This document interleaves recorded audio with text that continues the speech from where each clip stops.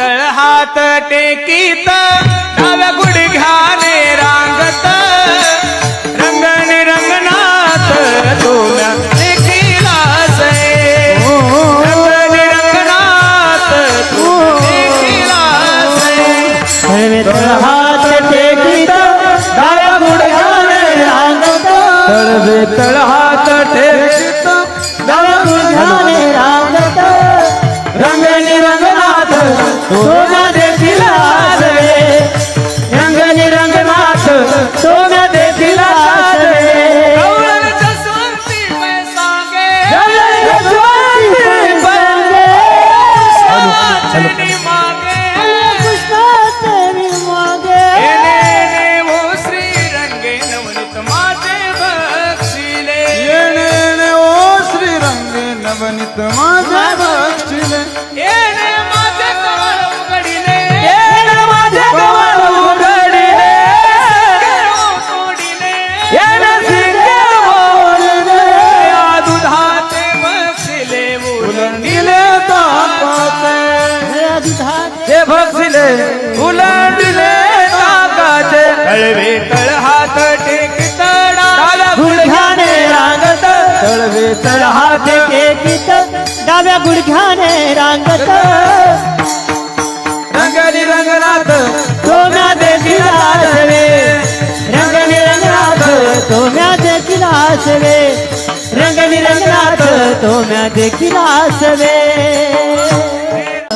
कीर्तनकार म्हणल्यानंतर त्यानं बाकीच्या गप्पा मारण्यापेक्षा बाकीची काही चर्चा करण्यापेक्षा भगवान श्रीकृष्णाने जे गोकुळामध्ये चरित्र केलेलं आहे त्याचा उच्चार करायचा चरित्र ते उच्चारावे केले देवे गोकुळी केले देवे गोकुळी केले देवे गोकुळी चरित्र ते उच्चारावे केले देवे गोकुळी केले देवे गोकुळी केले देवे गोकुळी चरित्र ते उच्चारावे केले देवे गोकुळी तारू भव सागरी ते उंचारीचा अधिकार चरित्र ते उच्चारावे देवे गोकुळी तारू भव गोकुळी उच्चनीत अधिकार भगवान श्रीकृष्णाने गोकुळामध्ये जे चरित्र केलं त्याचा उच्चार करायचा पण मानवी देहाची सगळ्यात मोठी भ्रांती ही आहे की ज्याचा उच्चार सांगितलं त्याचं आचरण करतो आणि ज्याचं आचरण सांगितलं त्याचा उच्चार करतोय दशमस्कंदाच्या अगोदर नवमस्कंद का आहे कारण नवमस्कंदामध्ये भगवंताने जेवढं काही चरित्र केलेलं आहे प्रभू रामचंद्राचं चरित्र लक्ष देऊन ऐका जोपर्यंत प्रभू रामचंद्र रूपी आचरणाचा चष्मा आपण परिधान करणार नाही तोपर्यंत माझ्या भगवान श्रीकृष्णाचं चरित्र तुमच्या आणि माझ्या लक्षात येणारच नाही आणि भगवंताचा विचार करूच नका सर त्यानं जे केलं ते तुम्हाला जमणार नाही तो देव होता 16,108 बायका असून सुद्धा तुका म्हणे नटधारी भोग भोगोनी ते नवले नवल केवडे केवडे न कळे कान्होबाचे कोडे पण लोकांच्या लक्षात विष पिलेलं नाहीये बाळागाव अग्निगिळा ते लक्षात नाहीये कंसाला मारलंय पुतनेला मारलं काहीच लक्षात नाहीये लोक फक्त एवढंच लक्ष ठेवतात भगवंतानं 16,108 बायका केल्या आम्ही 1-2 केल्या हा ठीक घ्या ना तुम्ही 10 करा आमचं काही नाही व्यक्ती स्वतंत्र आहे प्रत्येकाला पण पहिलं विष घेऊन पहा अँडोसल्फान घ्या 100 ग्रॅम घरी गेल्यानंतर इथं नका घेऊ आणि मग जर जगले तर मग आपण सोयरी करू देवाचा विचार नाही करायचा तो देव आहे महाराज पाप पुण्य तुझ्या हाती त्यानं काही ठरवलं तर तो काही करू शकतो कारण तो या जगाचा निर्माता आहे त्याच्या सत्याने हे सर्व चालतंय म्हणून ज्या गोष्टीचा उच्चार सांगितला भगवान श्रीकृष्णाचं चरित्र रामायणाचं फक्त आचरण सांगितलेलं खरं सांगू रामायणामध्ये जेवढे काही पात्र आहे तेवढे सर्व आचरणीय महाराज एकही पात्र असं नाही की त्याच्याकडे दुर्लक्ष करावं सर्व बघा तुम्ही काही असेल कौशल्य असेल दशरथ असेल भरत असेल शत्रुघ्न असेल लक्ष्मणजी असेल मी नेहमी आवर्जून कीर्तनामध्ये एक दृष्टांत सांगत असतो प्रभू रामचंद्रजी आणि लक्ष्मणजी जनकपुरीमध्ये गेले जनकपुरीमध्ये गेल्यानंतर भगवंताचा विवाह ठरला होता त्याच्या आदल्या दिवशीची रात्र भगवान परमात्मा आपल्या शयनगृहामध्ये विश्रांती घेत असताना लक्ष्मणजी गेली चरणाची सेवा करत होते पण चरणाची सेवा करत असताना लक्ष्मणजीला रडू आला. जोऱ्या जोऱ्यात रडायला लागले. डोळ्यातले अश्रू ज्यावेळेस चरणावर पडले त्यावेळेस जगाच्या मालकाला जाग आली. ए लक्ष्मणा, ए दादा, काय झालं रडायला, का रडतोस तू? जसे जसे प्रभू रामचंद्रजी विचारत होते तसं तसं लक्ष्मणाचं रडणं वाढलं होतं. ए सांग ना दादा, काय झालं? तुला आईची आठवण येते का? सांग ना काय झालंय? काही नाही प्रभू, उद्या माझं लग्न होणार आहे म्हणून तू नाराज आहे का? लग्न रद्द करू का? नाही नाही नाही प्रभू, तुमचा विवाह होणार म्हणल्यानंतर सर्वात जास्त जर आनंद कोणाला होत असेल ना प्रभू तर मला होतोय. मग रडण्याचं कारण काय आहे? रामायण लक्ष देऊन ऐका बरं, खूप गोड चिंतन आहे. लक्ष्मणजी प्रभू रामचंद्राला रडताना हात जोडले. प्रभू, उद्या तुमचा विवाह होणार आहे. हो. तुम्ही आईसाहेबाच्या गळ्यामध्ये हार घालणार, आईसाहेब तुमच्या गळ्यामध्ये हार घालणार. हो. तुम्ही सीता आईसाहेबाच्या गळ्यामध्ये मंगळसूत्र घातलं, भांगेमध्ये शेंदूर भरले. अरे ही संस्कृती आपली, ते करावंच लागतो, तो विधी आहे. मग प्रभू, तुम्ही सीता आईसाहेबाच्या गळ्यामध्ये वरमाला घातली, मंगळसूत्र घातल्यानंतर उद्यापासून तुमच्या शरीरावर अधिकार कोणाचा होणार? सीता आईसाहेबाचा होणार. हो. मग त्याच्यात तुला रडण्याचं काय कारण आहे? प्रभू, उद्या रात्री मी 10 वाजता ठरवलं आणि तुमच्या रूम मध्ये येऊन तुमच्या पायाची सेवा करायची जरी ठरवली तरी ते सौभाग्य मला लाभणार नाही, कारण सीताई साहेब दारातच उभे राहतील. ए लक्ष्मणा, आता तुला सेवा करण्याची गरज नाही, माझा नवरा येतो. कोण येतो? माझा नवरा आहे. बायकायला असं वाटतं आपल्या नवऱ्यानं दुसऱ्याला काहीच करू नये. नेमच असतो ना, तो नेमच आहे. अजिबात नाही लगे, कोणीच नाही. लक्ष्मणाने सांगितलं काही हरकत नाही. आणि प्रभू, उद्या सीताई साहेब दारात उभे राहतील आणि दारात उभे राहून सांगतील, आता माझ्या मालकाच्या शरीरावर माझा अधिकार आहे, तू काळजी करू नको, मी सेवा करीन. प्रभू, दुःख याचं होतंय, उद्या ठरवलं तरी मी तुमच्या पायाची सेवा करू शकणार नाही, याचं दुःख माझ्या अंतःकरणामध्ये, म्हणून मला दुःख होतंय. आपण कलियुगामध्ये वावरणारे लोक आहे महाराज. एक भाऊ आपल्या भावाची सेवा भेटत नाही म्हणून रात्रभर रडणारा लक्ष्मण कुठं? ज्यानं त्याने त्याचं निरीक्षण करा फक्त. एक भाऊ आपल्या भावाची उद्यापासून सेवा भेटणार नाहीये म्हणून रडणारा रात्रभर लक्ष्मण कुठं? आणि आज अर्ध्या गुंट्यासाठी ना अर्ध्या एकरसाठी भावाच्या डोक्यामध्ये कुऱ्हाडी घालणारे लक्ष्मण कुठं?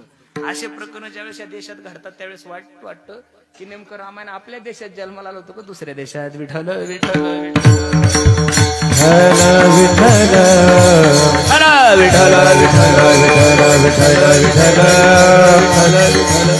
कुंडली गवरदा हरी विठ्ठल श्रीनाथदेव पंढरीनाथ भगवान की जय. प्रभू रामचंद्राचं जेवढं काही आचरण आहे, चरित्र आहे, तेवढं सर्व आचरणीय आहे.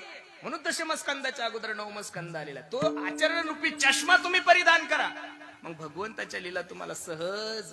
आणि खरं सांगू का, कामासाठी माझ्या भगवंताच्या लीला नाही हो, कामावर विजय मिळवण्यासाठी माझ्या भगवंताच्या लीला आहे. लोक सहजच बोलून जातात, तो का देव आहे का? 16,108 बायका करणारा कुठं देव असतो का? गवळणीच्या काय माहिती का, भगवंतानी जेवढ्या काही लीला केलेल्या आहे, भगवंताचं जेवढं काही चरित्र आहे, तुम्ही चरित्र व्यवस्थित वाचा. 5 वर्षाचा असताना माझ्या भगवंतानी सर्व चरित्र केलेलं आहे. आणि शास्त्रही सांगतंय आणि विज्ञानही सांगतंय महाराज, 5 वर्षाच्या मुलाच्या अंतःकरणामध्ये हा काम नसतो, म्हणून कामावर विजय मिळवण्यासाठी माझ्या भगवान श्रीकृष्णाचं चरित्र आहे. विठ्ठल विठ्ठल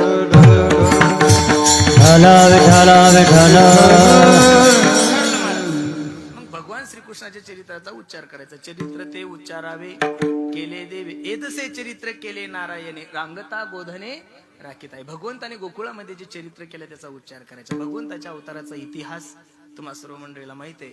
जब जब होए धर्म की हानि,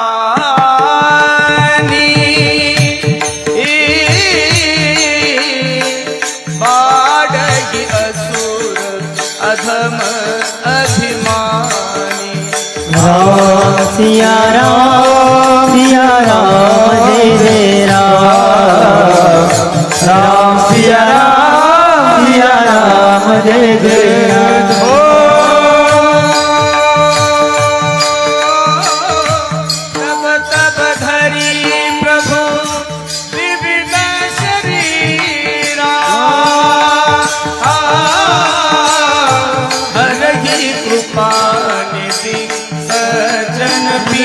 राम सिया राम जय जय राम.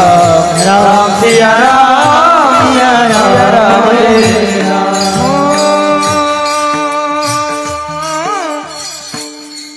जब जब हो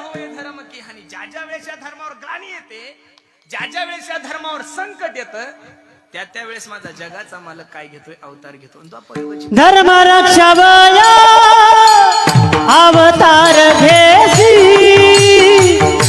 धर्म रक्षावया अवतार घेसी, धर्म रक्षावया अवतार घेसी,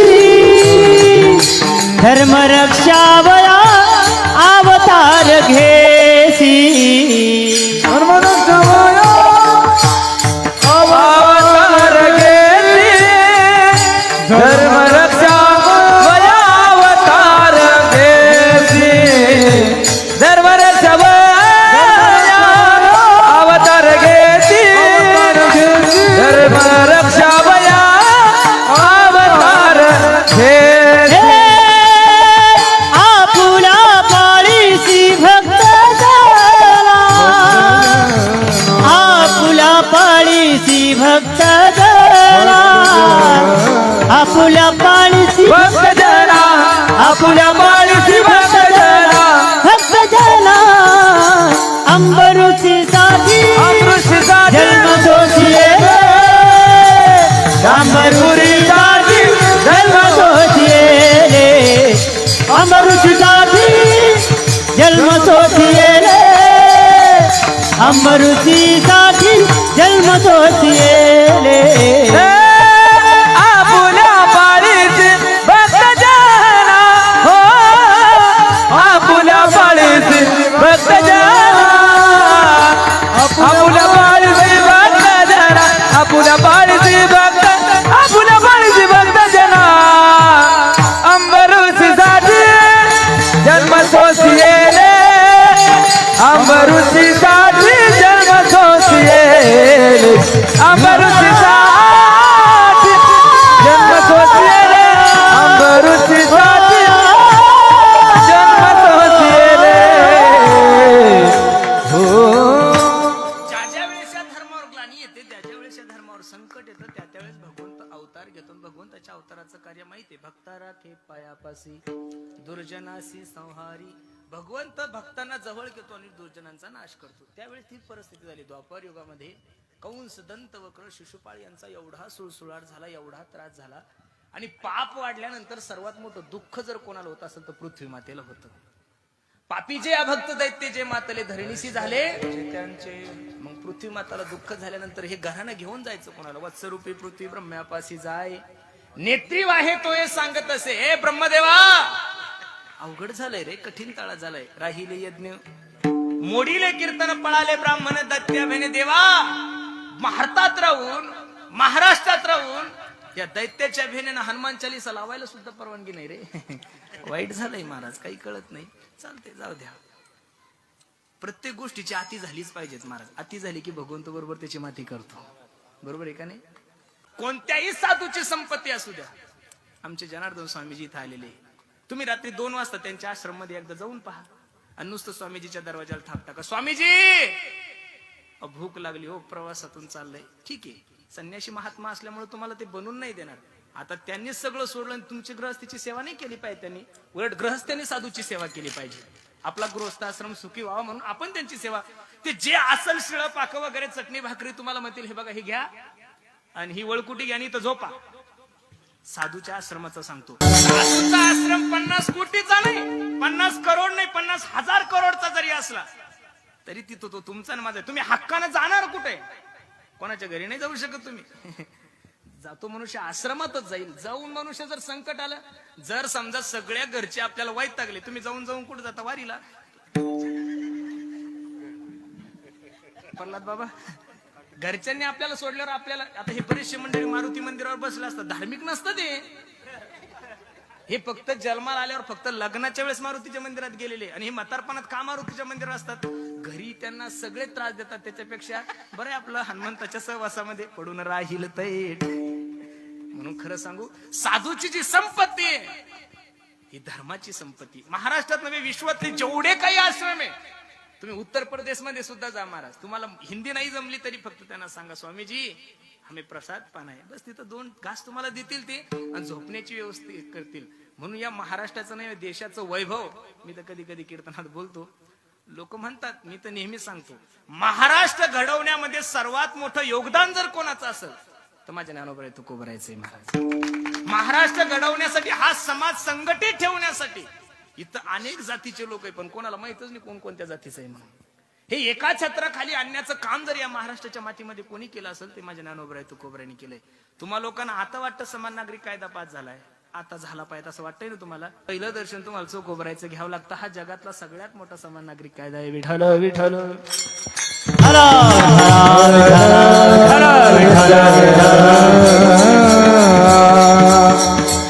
पृथ्वी माता रडायला लागली आणि ब्रह्मदेवाला सांगू लागली, ब्रह्मदेवा हे बघ खूप झालंय, कीर्तन नाही, यज्ञ नाही, पळाले ब्राह्मण दैत्याबेने, अरे यज्ञ होत नाहीये, कीर्तन संपले, कसं करावं काय करावं, कसं करावं काय करावं.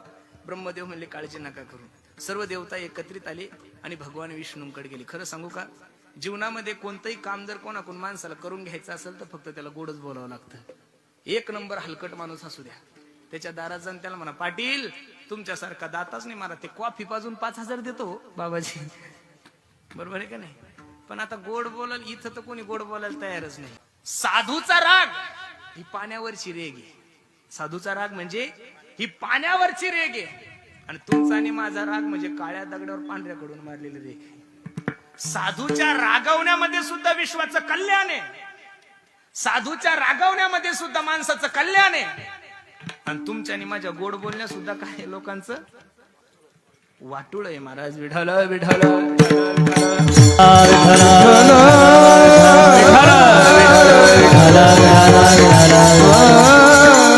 गेले सर्व देवता भगवंताकडे गेले, आणि भगवंत स्तुतीप्रिय आहे. स्तुती कोणाला आवडत नाही महाराज? सर्वांना स्तुती आवडते, फक्त स्तुती करावी लागते.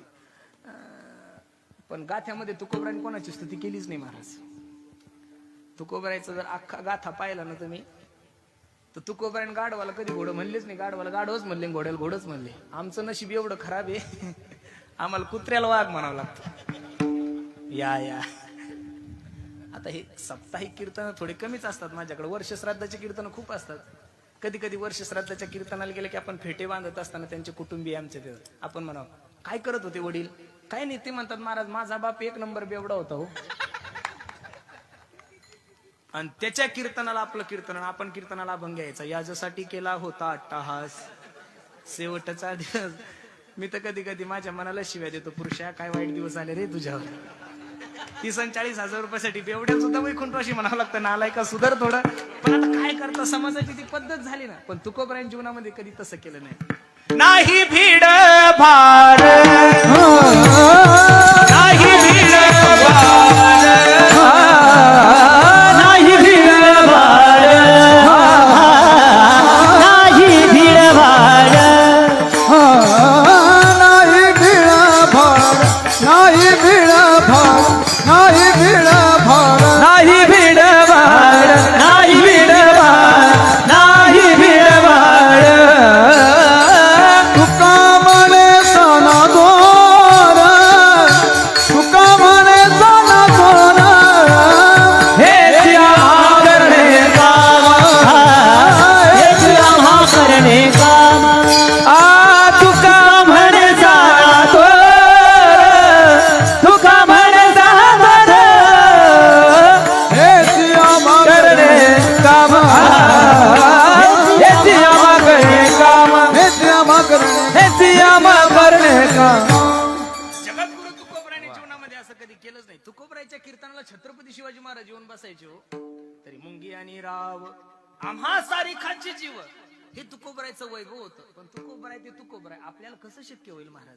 जगाच्या मालकाचं वर्णन सुरू केलं. शशांक चक्रम सकिरीत कुंडलम सपीत वस्त्रम सरशिरो यक्षणम सहार वक्ष स्थलकस्तु श्रीम नमामि विष्णु शिरसाचरम श्री अनंता मधुसूदना पद्मनाभा नारायणा जगव्यापका जनार्दना आनंद घना विनाश. एवढं गोड जगाच्या मालकाचं वर्णन केलं, आणि जगाच्या मालकानं लगेच सांगितलं, सांगा ना काय अडचण आहे तुमची?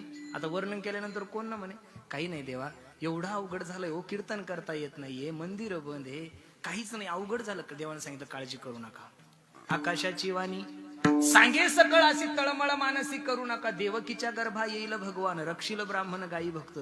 हे आश्वासन राजकीय माणसाचं नव्हतं, देवाचं होतं. महाराज माणसंही आश्वासन देतात आणि देवही आश्वासन देतो. मी खरं सांगू का, राजकारणामध्ये आश्वासनं दिले जातात आणि परमार्थामध्ये आश्वासनं पूर्ण केल्या जातात, म्हणून लोक परमार्थाला जास्त आहे. महाराज खरं सांगतो तुम्हाला, इथं जे लोक बोलवले हे काही आपण पैसे देऊन बोलवलेले लोक नाही हो.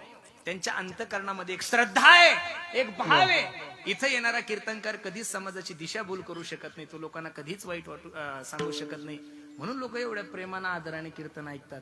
मला तर वाईट वाटतं महाराज, कोरोनाच्या काळामध्ये बरेचसे संकट प्रत्येकावरच आले, बरोबर आहे की नाही. शेतकरी जर सोडला तर बाकी सगळेच व्यावसायिक, सगळेच मंडळी, आता हे जे काही गायक वादक महाराज मंडळी आहे, आता ज्यांचं जीवनच त्या पक्वाजावर आहे, सप्त्यावर आहे, असे बरेचसे काही मंडळी कोरोनाच्या काळामध्ये सप्ते बंद होते बाबा, त्यांना कंपनीत काम करावं लागलं.